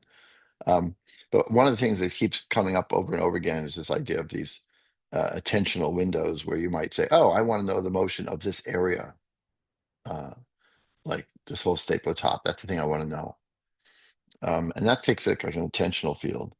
And then this came up when I was trying to think about shared learning. I end up thinking, "Oh, there's I have to switch between like an attentional area and a fixation point." And so maybe all I'm just bringing up is I think there's another component that seems to be really critical for everything which is this attention idea. And I could we kind of casually throw it in like, "Oh yeah, we just need to attend. We don't want to look at the edge of that stapler top. We want to look at the whole thing and how it's moving." But that seems to be like a problem that keeps coming up again and again, and it seems it needs a robust solution to it. Maybe I'm saying it that way. Yeah, I yeah. think Yeah, I Because I I think mean, guess one thing about this proposal, which feels like I think it's a strength, but it's just to think through the consequences of it, is like no matter where we kind of move on the stapler, the as far as behavior is concerned, all we're concerned about is like stapler top going up or down. Um, in some sense, we will have to do something different, I think, to have multiple behaviors again, like the really. rotating anchor plate. I think so because how do we know Well, how do we know where we are in the stapler? If from the behavioral point of view, right. we don't know where we are in Okay. the stapler, and so That's right. how can So it predict different behaviors? I thought this is why back in Milan we had a separate behavioral object, and it was a child of the Which still parent. had a And reference frame. well, right, but it was only applied to the point was it was applied to a localized area of the parent. Yeah, And right. so that seems to me that has to occur. You still have to have that. We still have to be able to apply. It's not Yeah, I'm not acceptable saying to we what you should just said. we shouldn't. I'm not saying we should get rid of it, but I'm saying that it feels like a Yeah. different. It would be a different implementation. Like it's almost like we need another level of hierarchy, or something like we'd have. Yeah, I don't know. Well, why Maybe couldn't we have I behavior thought at the level of why stapler, why and we have did the behavior at the level of the anchor, couldn't the anvil. why Sorry. it seems to me like why couldn't the behavior of the top be associated with the top and the behavior of the anvil associated with the anvil? Why are we putting it up in R2? Um, I guess just because it seems to be it feels like that's the issue that you've raised before. That like independent of the stapler, the top doesn't really have a behavior. right, right, right. I know, Like right, what is it right. But rotating but relative to or moving relative to? And then we made up ideas about like, oh, could there be some sort of base like top-down feedback reference or something. frame or something like that? Yeah, I don't. But it feels like if I don't think we're going to resolve this today. But if you said the solution seems to me that the behavior has to be associated with the thing that's moving, like the behavior has to be associated with the switch. It has to be associated with the dial. The behavior has to be associated with this, with the anvil on the, that's where But the the, behavior belongs. but But then that's the Um, the child. child object, the receptive field isn't so big that the whole child object fits into it. Otherwise, we're I not able dropped to out. recognize. Oh, sorry. I just my connection dropped out. I didn't hear you for a while. Oh, it says Oh, my okay. connection is. It says my connection's unstable. Okay. Yeah, I was just saying the receptive field that goes into the column that recognizes the child object, by definition, it shouldn't be as large as the child object. Like otherwise, we can't recognize the child object itself. We need to be able to move this small receptive field over the stapler top and recognize it. We can't just recognize the stapler top based on one large receptive field. Right, of course not. Right. I'm just saying. But Yeah, then, What I I'm was also just saying, wondering, from a theory point of view, just a top level. This is how the world works. The behavior should be associated with the thing that's moving. It just makes sense. It's like but the thing that's moving is ultimately the input, when you say it's the isn't it? input, I don't know what that means. Like it's the input L to L23 is something moving. So it feels I'm not like even in there. I'm not that even sense, it there. feels like the behavior would be stored in what's receiving that. Okay. I don't know. It doesn't feel like it to me.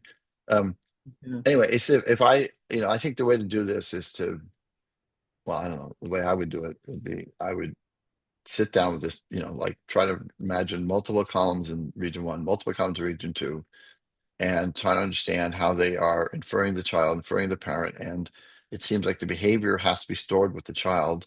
I don't know why I didn't understand what you said a moment ago. Why it has to be the parent. It seems like the parent shouldn't know anything about it. It's but funny. Well, then, I think the main argument is the one I think you've made, which is the like unless you have the movement relative to something, Right, it's not right. really a So we just consistent said, okay. behavior. But So that's let's just take that has to happen, and we can figure out how to make it happen. But that still means but still the behavior, the model of the behavior, the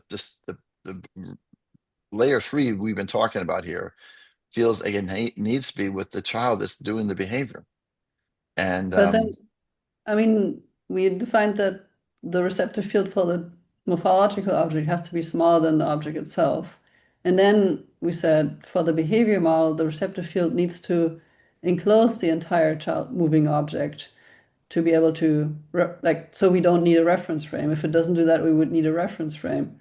And so then that would mean that we would have two different size receptive fields going into the same column, to layer two, to layer four and layer three, to be able to put them both in the same column. I didn't follow that. But, yeah, I also feel like the model you proposed, Jeff, about like the behavior state sort of directly telling us L4, what to expect in L4 and vice versa. I think that we would want again to happen in the parent column right, but because okay, because right. if let's say the stapler arm is moving, no matter how it moves, we're not going to predict anything different in layer four in the child object, but we are going to predict something Yeah. different in But you said, R2 but we because the have to, morphology but we changes. have to be able to, but we have to be able to apply different behaviors at different points on the parent object. So that was what Yeah, but started this conversation. it feels like a different so maybe a different solution is like now we have behavior in all columns and state in all columns. And so maybe that just means that okay, we have a stapler level behavior like stapler arm, and then we have child objects on that stapler like the anvil that can have their own behaviors. So I don't know. I know that How won't be about Yeah, it's popular, kind of like, but how that's about that's moving more towards like how object about level state this? again. Layer four is classic. It always projects to layer three. So when I have it on a particular object, when I see a behavior, I see a trajectory. it can be associated with the particular locations on that in layer 4 at that time. It's Yeah, and that, I think that's what Niels, you said earlier too, that this R2 is actually getting stapler as feature input, so it would be quite straightforward to associate that with the rotating up behavior. And then if we get a different feature input, like the anvil, that could be associated with a different behavior that's being observed at right, that time. right. So Yeah. that this would say that in a stapler, the parent stapler model, I could have multiple trajectories that have been observed on the parent stapler, but each one Yeah. would be associated with a particular set of layer 4 features, or like, Yeah. which is where you were at that time. It's like, oh, this is applied to this one, this is applied to that one. That makes sense, I guess. So we don't really have that problem then. I mean, these Right. behaviors are learned. They in some sense, the model of the trajectory behavior in layer 3 is sort of independent of the world, but it's at any point in time it's tied to a particular object. It can be tied to a particular object at a particular location. Yeah. So one way to think about it, imagine a column. It has models of lots of different morphology models, and it has lots of different behavior or layer 3 models. And it can make to match them, right, at any point in time. So, okay, this layer 4 goes with this particular layer 3 one here. No, this particular morphology goes with this particular behavioral sequence. So that, I think that makes sense. So then the Yeah. child object. All right. So now, does the child object know anything about the behavior then? Nothing. No. And Okay. it ideally it wouldn't even get any change input to layer 3 at this point because yeah, its receptor field doesn't cover the whole child object. But I mean, it could maybe learn its own smaller behaviors. Well, then it No. would have to learn the Well, like right, specific a child flow object can field have its. again. Well, a child object could have its own set of behaviors too, right? So Yes. that's Right, not it that's not can that like doesn't change it. yeah, like this receptor field could be large enough to learn the anvil behavior, for example.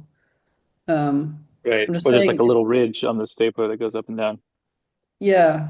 I just mean I think it would need to use some kind of end stop mechanism to not send up movements there if it's movement of something larger than its receptor field, because otherwise we would need a reference frame again to learn like all Actually, the yeah, different flow patterns in here. you're totally lost me when you keep talking about the largest of the receptor fields. So what are we talking about here? This is the R1 receptor field. Is that what you're talking about? I'm sorry, Um, I'm lost. so this one would be R1's receptor field, Okay? And so the orange what are we? one, and the red one would be R2's receptor field. Okay, fine. So you're assuming that uh, you're trying to capture that entire motion thing. Is that what you're trying to do there?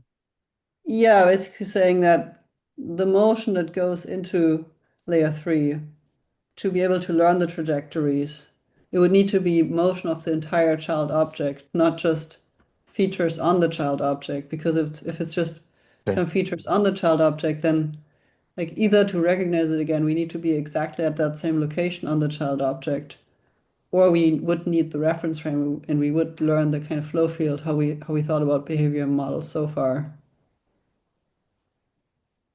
I have this idea that the there's like the receptive field of the column, and then there's like you can independently specify like an intentional area for getting movement flow bits or something like that. It's like it's not the receptive field of the column that's larger.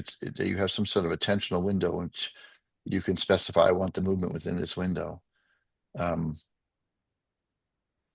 it's not like the R2 receptive field is that large. Um, or I think you and I was thinking about this differently. Um, Wouldn't R2 have a maximum receptive field size? R2, well, I wouldn't assume R2 has a receptive field that encompasses the entire stapler. I mean, If the stapler it's is small enough. right, but that's generally not. Then R2 couldn't recognize anything. In order to recognize it, you have to have multiple columns or movement over the object. You can't recognize something like that just by having a big receptive field. I thought that was the idea of having the movement, but I think the movement, what the movement detected, but we wanted couldn't to, they? I think they could be different if because it's we two different wanted, pathways, magnocellular and right, parvocellular. right. That's what I'm saying. I think there's something on. You've got the receptive field of your column, which is not big enough to get the whole stapler. It's small, and yet you want to be able to get the flow information from a larger area. And so I think that's a separate mechanism somehow. Um, and it has to do with attentional areas. I keep coming back to this, that we need a theory of attention, because somehow we're able to at any point in time specify an area which we want to get information from and exclude elsewhere. And so we might want to infer the object in that area and not have input for anywhere else. And we might want to have we might want to just say, hey, there's an area. I want to know the overall flow of direction of flow in this area. So I don't know how that's done, but it seems like we're doing it. So basically, you're saying, okay, the column can have a small receptive field itself, but then the layer 3 input can come from a larger area by Something using like that. I attention. don't, right. I don't know. Yeah, something like that. I don't know yet, but something like that. It feels like we have this ability to very dynamically change the attention area for both inferring objects and inferring, motion. Yeah, I mean, We definitely can yeah, do I it for agree with inferring. that, but it feels like if we were just thinking about attention in context of well, static objects, I always thought that yeah, we can change our attentional area, but then we move up or down in the hierarchy, and if the object is smaller, you recognize it in a lower region. If it's larger, in a higher region. Well, you Like could be not right. that you're actually changing the receptive field size of what goes into the No, column. right. That's right. It doesn't change. But I think when we talk about this area of motion, um, that seems more dynamic to me. Is this something that shared learning could help with? Just Uh, getting I, the columns, neighboring columns could. I don't know. I think it might involve the similar mechanisms. It might, and that's why, I actually think that the shared learning and this stuff are somewhat related, because, yeah, I think there's a bunch of outer loop mechanisms here for attention areas. Like I was proposing for the shared learning that, you switched from to an attended area to a point and to attended area to a point. Um, I don't know. Well, all right. The way I thought of this was going to work is that the column doesn't incorporate the whole object, but somehow you're able to get the motion of a larger area, a specified larger area.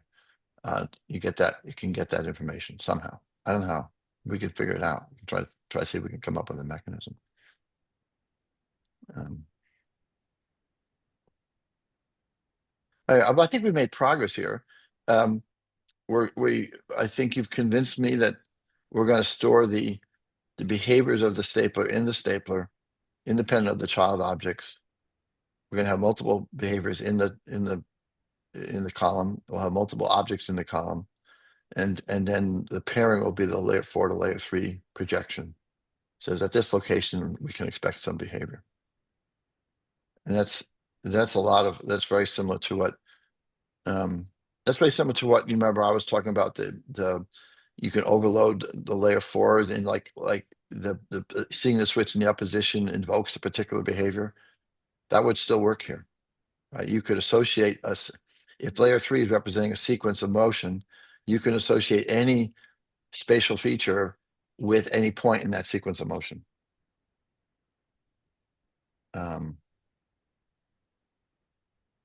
Right. Yeah, and I guess just to kind of double check, because I think that's the one thing we would lose with not having a reference frame for behavior models, which maybe it's not crucial, but basically we wouldn't be able to say, okay, I've learned this arc behavior by following it with smooth pursuit.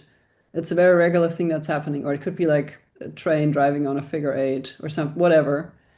you learned the behavior, and now I'm here, and I know when to move over here to expect the logo to move through the receptor field. Like you can move over here and make a prediction of when you will see the logo. Are we thinking we would just simulate the sequence while we do that, or? Yeah, what do you think? I think if you were to ask me, I'm thinking of Rami's exploding logo again. And it feels like I have to sort of go through the sequence, doesn't it? I Yeah, mean, yeah. I mean, I can imagine that. right. It feels like I have to. I have to imagine it going through its thing. Yeah. Okay. Yeah, I think Yeah. yeah, it feels like a good thing to explore more then. Um, maybe Right. next week I can try and make some animations or something about the whole object thing, or yeah, we Yeah, can. I think it would be nice to have make some progress on this potential area um, Yeah. idea. Uh, Should we stop here, or did you want to talk about the other topic I as don't well? mind talk if you don't mind, I'd talk about it. I think it's pretty speculative, but I think it's worth just mentioning. Um, all I would do is I'd go back to Slack and show what I posted on Slack for that. Can I do that? Yeah. Here's my Slack. Let's see if I can get rid of that. And then where was it here?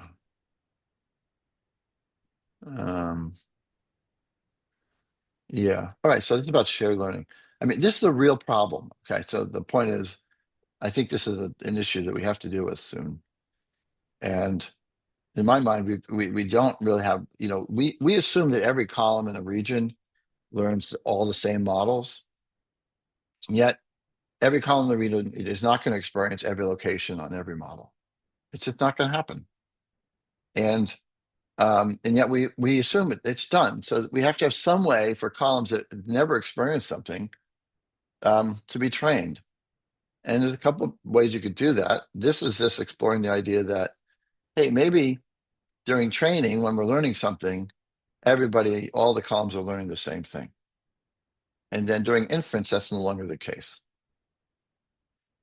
Um, and this follows a little bit from the fact that when you're learning, you're always attending to child objects. You're always looking here, here, here, here, here, here, and that learning has to be done that way. We don't, and then after we've done that, we can do flash inference. So this is the idea of saying if everything was training at the same time, how would that work?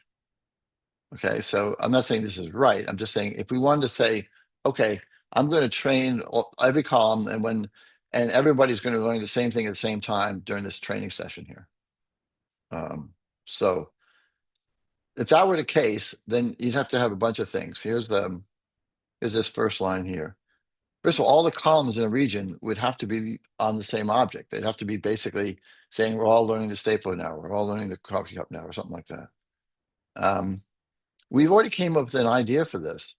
We don't know the mechanism, but this came up before, and I really like it. Is that when you have your voting, wherever it is, your SDR that represents your object ID, if that could actually enforce the columns it would be like if you take an SDR in layer 3, this is the voting ID, layer 3. You take your voting ID, it would enforce um, a very particular anchoring of the grid cells. And then when you anchor the grid cells, you were in the right object. So that's what it would require. It would say, okay, if I have some ID, even if I haven't learned anything with it yet, that ID will uniquely force me to lock onto the same reference frame. So if that were the case, everyone would be learning the same models of the same thing, because everyone would have the same ID in layer 3, and all the columns would be anchored in. They're not, they don't know about the other ones, but layer 3 would dictate what they have. So that says this layer 3 to anchoring idea. Yeah, the SCR on layer 3 uniquely anchors the grid cells in a column. So that's the first requirement you have. They all have to be modeling the same object. As soon as they have the same idea again, they'll have to come back to that same object. Does that make sense? Does it at all? Yeah, it Yeah, it makes sounds sense. a I bit guess like uh, it sounds a bit okay. like the idea of we talked about for I think Scott when you brought up the example of drawing a K or a letter on a back or on a hand.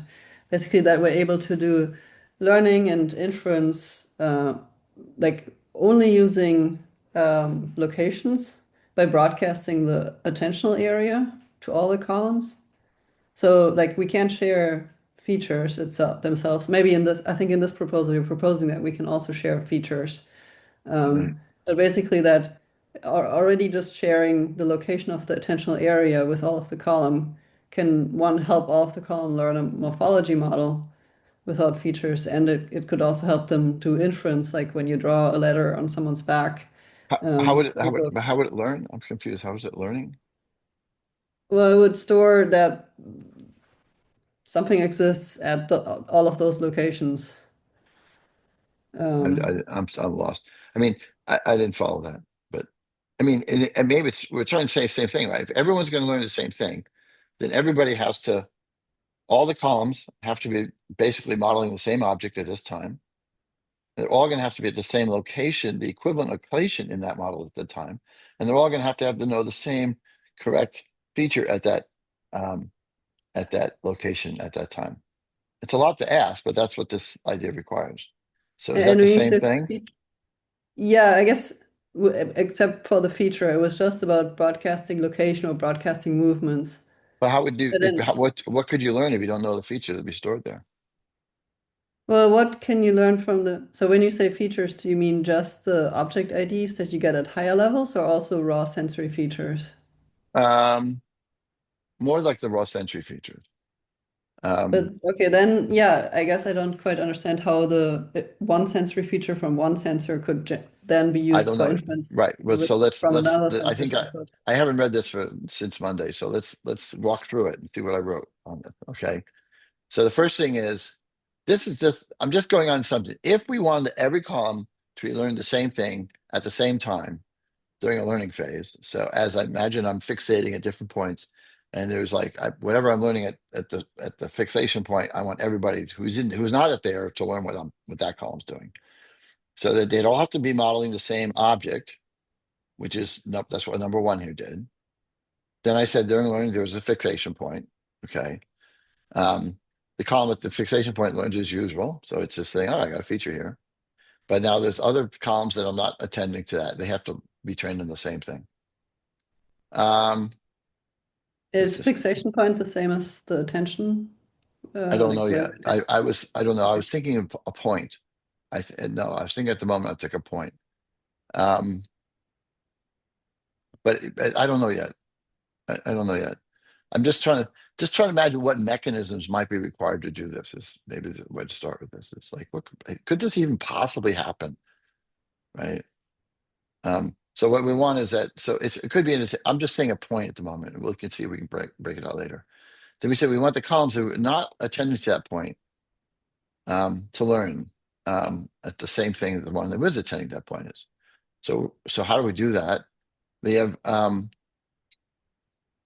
I can imagine that whatever. Imagine there's like a feature which let's say it was a child ID. Um, you're running a model. And it's a child ID. Well, the child ID is coming from the region below, and the child ID could be made available to all the columns. So that it's all the columns in the parent are all basically looking at they're all modeling the same object. They all get the same child object, even if they're not looking at that child. It's the child is broadcast from the region below. So if I just have the output um, of the region below spread over available to all the columns above, that would work. So they all have available to them right now. What's the child region saying I should be? This is my feature, right? What's the feature I should be getting? Um, we have to know the orientation of the child. That's number 6 here. And the orientation of the child at the fixation point we'd have to enforce that over all the columns too. So that's not too hard to imagine.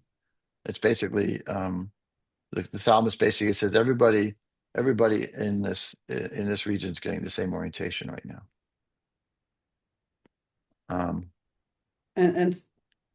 So when you're broadcasting the child ID, I think of that as like fan out, very broad fan out connections from Right. layer It's 3 this to is many columns.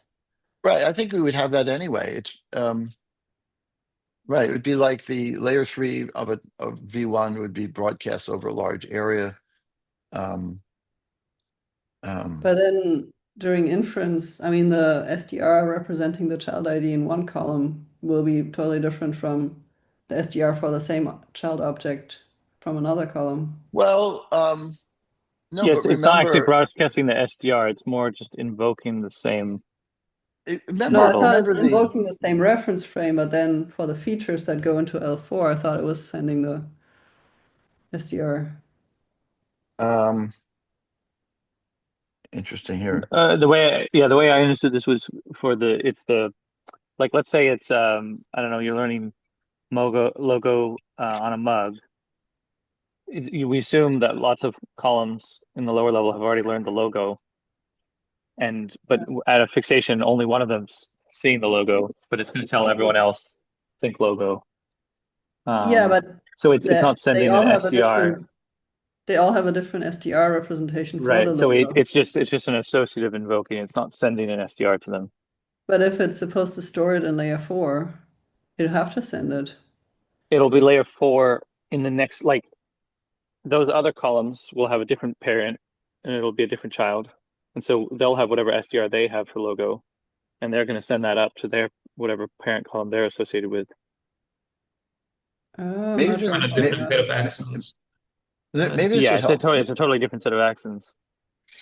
Can I try visualization for you? Maybe imagine I have a region and I have all these columns in it, and the columns have a voting layer, right? So let's call it layer 3 still.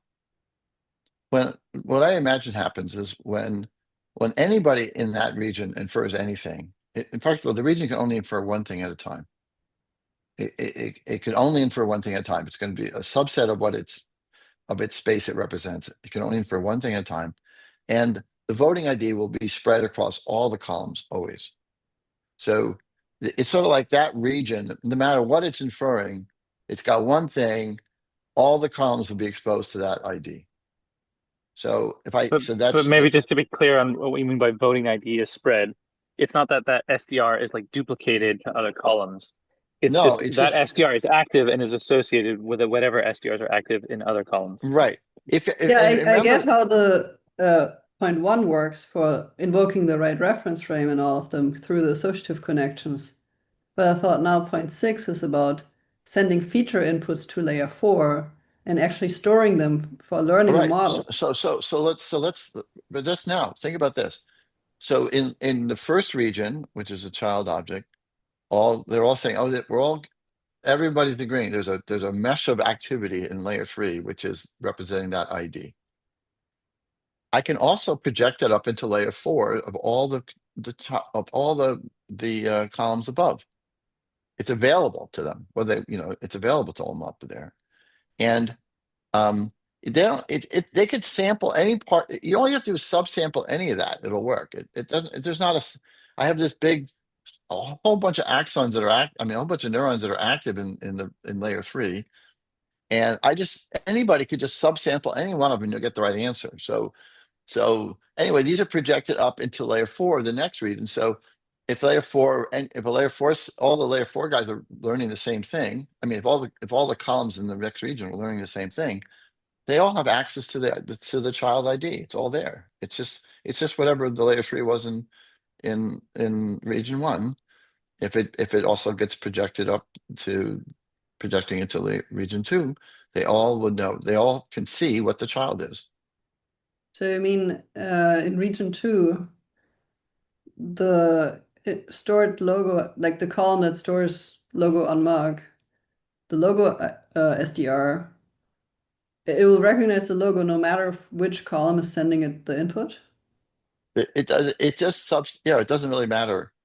Um, I it's mean, no matter if the column within its receptive field is recognizing the logo or someone totally outside it's of more its like receptive this. field. There's no receptive field at this point, right? R1 is recognizing the logo, and there's layer 3 that says logo, and that's spread across all of region 1. Yeah. Right? Every column is saying it, even though every column's not inferring it. Every column's doing it. I mean, the idea is that this layer 3 crystallizes across the entire column, the entire region. It's like everyone knows that we're all even though only some of the columns are actually getting input, everybody is being told we're on the, this is the object room. And I so thought that was happening in region 2, that we're broadcasting mug with It's logo both, both. ID. but it's both. But we don't want the logo to be everywhere. We want the logo to be No, at the no, specific well, right, location. no, but right. No one's, but at this, there's two things going on. We're trying to learn a model in the second region. And at the Right. moment, we want all the columns to learn the same model. At this point, we Yeah, want every so we column to want to learn the same thing. broadcast, but doesn't that mean we want to broadcast the ID SDR in region 2 and not in region 1? Because in region 1 we want to locally detect the different child objects. At this point, wish I could draw a picture here.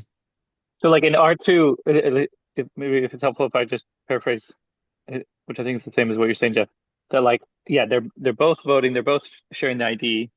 We're assuming only R2 is learning. It has a particular location in the reference frame that's derived from movement, which I guess Yeah. it comes to the point below. So at that point, it knows, okay, I'm on the mug with logo or whatever, and whatever we're fixating on, that's being spread in R1. So that's going to be the feature ID to all the columns. So all of the columns are going to learn at that point in the location in the reference frame logo. But if we now move on to something else like the handle, we're going to infer handle in R1, and that's going to be spread everywhere, and that's what's going to be associated Right, at that new location in R2. So we're not going to learn like logo everywhere because right. each reference frame in the higher level region is only representing a single location, and that's the location that we're actually at. So then Right. it's actually not like fan out connectivity from this fixation point column. It's more like each column still has this kind of almost one-to-one connectivity to the next level, Exactly, but they spread through the lateral connections. exactly. Okay, that makes more sense to me then. But then I it I wasn't. really didn't follow was Yeah, that, but where did sense that the fan out come in? I'd ask if the fixation one has the fan out connect, like it basically projects to a lot of columns in the next region. Oh, I see. it's like it's like I have a different picture, I think, in my head. It's like at this point, you just have this mesh of activity across layer 3, and I think this is happening all the time, right? There's this mesh, every a region can only recognize one thing at a time, and every column knows that, is told that that's what we're recognizing. And so it's just like all I'm doing is I'm voting in R1, and then I send the same axons up, and they're available to layer 4 and R2, and they'll only be learned if that at that point that's the child. So at that point they're all looking at that point in R2, all the columns are learning the exact same thing. So they're not actually paying attention to where they are in the world. They're going to learn what the they're ignoring their input. They're just Yeah, so I I think should I draw a get it picture. now with how Niels explained it. I was just confused because I thought I'd asked with point 5 if those were fan out connections from the column that's at the fixation point. I don't know what But I don't know if I don't know what it means fan out, but it's like just a that column actually connecting, projecting to all of the other In columns. like a feed forward way. oh, I Yeah, see. Oh, I see. You're worried about the fact that later on we need it to be 1-to-1. yeah. I see. But I so hadn't now, thought as about far that. as I understand, now it is one-to-one. The kind of broadcasting to all columns is happening indirectly by broadcasting the Yeah. child ID Right, laterally, right, and right, then they right. each do a feed-forward pass to All their right. column. Yeah. I didn't understand that problem, but it seems like it would work. Is that right? Yeah, I guess it works starting at the learning module. I'm not sure how it would work with raw sensory features, since Right. those wouldn't be voting. Right. I know But that was like, yeah, and in general, learning module or like layer one, not layer one, sorry, region one is going to have this issue. But maybe that's just why it takes a long time to learn there because I we don't do know. have to We visit have to, everything, I don't know, but we should come back and look at and that in a and moment. we just learn basic objects there Right. that then kind Maybe. of get I don't know. bootstrapped for other stuff. I don't know. It'd be nice if layer one region one could do this too. Um, that Yeah, I we're think still not done. it's already quite powerful to just be able to do it with locations and to be able to do it up starting at region 2. I think Right. But we're not done yet. There's another requirement is that all the columns have to be essentially at the right location in their reference frame. They have to be like we've established that they're all modeling the same object, but how do they know where they are on that object? That's what I was trying to get here in number 7 and the remaining problem. Right. But So, I think what helps with that one is we've already talked about a desire to get kind of a more global movement well, right, even if I have the right representation. movement, I still have to somehow know what location to be on. The, you know, But the I feel like to me it feels like with both this one and one, it feels like the problem is like the hard problem is slightly different. Like each one of them could initialize a random reference frame. If they know we're learning now, each one could initialize a yeah, random reference frame. Where they're kind of anchored in that reference frame is arbitrary. They're just going to right. learn The whatever the first first time, feature is.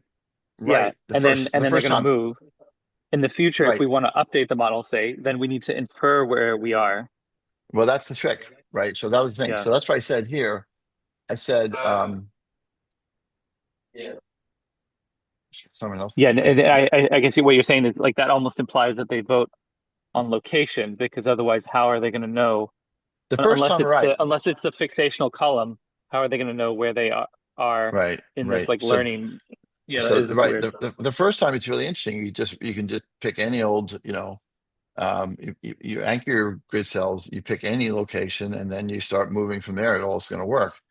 But then you want to come back. It's like the remaining problem is how do columns know the correct location of the reference frame to be learning? Right. And Additionally, it's they can not a pick a problem random. for the fixational column, but No, it's a problem for all the other ones. right, right, right, right. So then what I said, did I say anything about that here?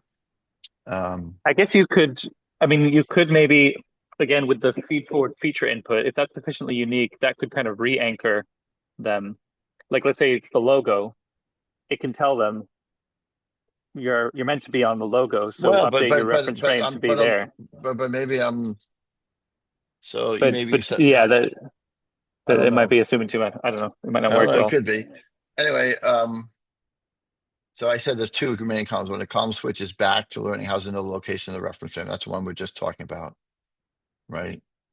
Um, and then I said we still haven't figured out how columns know their relative positions during voting. Um, uh, I had so I had in this thing here just another little thought I put in there.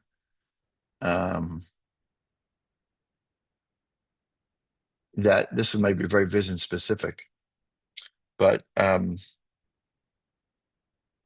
if the fixation point is always the center of the retina, then every column has a displacement from the center of the retina. And so every at this point, basically that information is what you need to might be what you need to do this relative position during voting. So because what I was saying here is that you have to do two things during learning. I'm saying during learning you're going to be fixating one point at a time, and everybody's going to be learning whatever's happening at that fixation point. But then later you're doing inference. You're not doing that. You're just inferring the whole. Everybody's the whole column is all the different columns in a region would be voting. So they're now looking at different points. So you have to go back and forth, and so you have to be able to it's like, oh, I'm learning what the center point guy's learning, and now I'm inferring independently. So maybe this distance, I don't like any of this. I just put it in because it's like thinking points. But the center of the retina is essentially if that's your fixation point, then everybody has a displacement from it. So you could use that displacement to go back and forth between knowing where you are on the object and where if you know where you are relative to the fixation point. Does that make any sense? Did you guys follow that? Yeah, like kind of like I think you're saying it's in the solution space, even if it is maybe kind of problematic or not. Yeah, right. So But this displacement is in like 2D, and like 'cause cortical sheet is 2D, but yeah, I get, yes, right, it is. I mean, I And don't like that hands either. Yeah, I versus know, I know, yeah.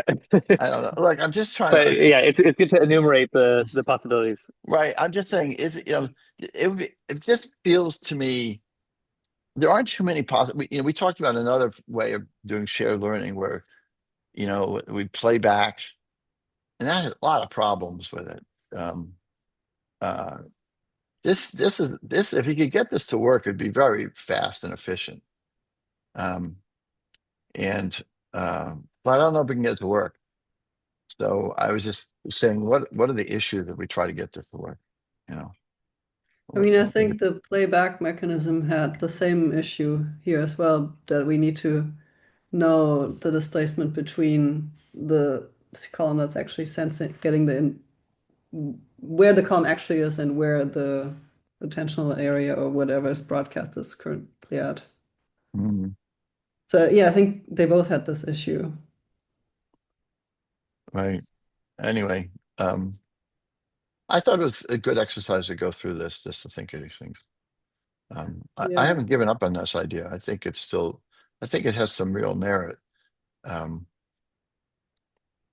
because there is this definitely, there's this, we're constantly attending to things.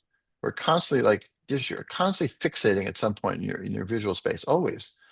Um, and yet we don't, um, but then also, well, but sometimes it feels like I can say attend to this whole area and I recognize what's in the area. So I don't know. The idea that I might be going back and forth between these two things all the time, cycling between a larger, inference and then a point of learning is not out of the question. It's a little weird, but it's not out of the question.